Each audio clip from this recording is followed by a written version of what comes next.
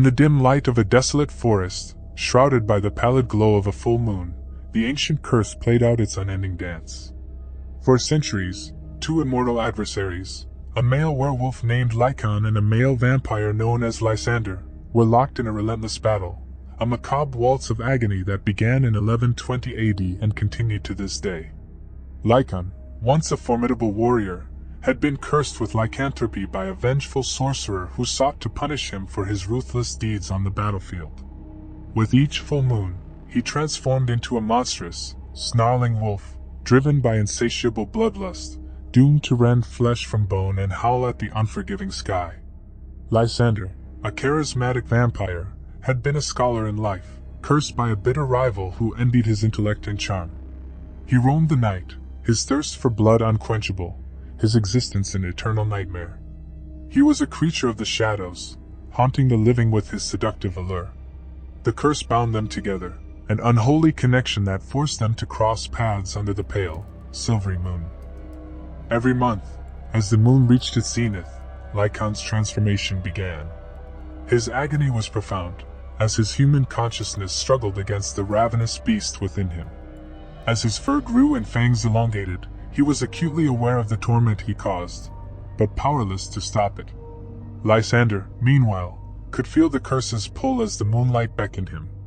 His human sensibilities battled against the insatiable bloodlust of his vampiric nature. His senses became heightened, and his craving for human blood surged, but he was conscious of the terror he instilled in his victims. Their paths would inevitably cross, and the forest became their arena of suffering.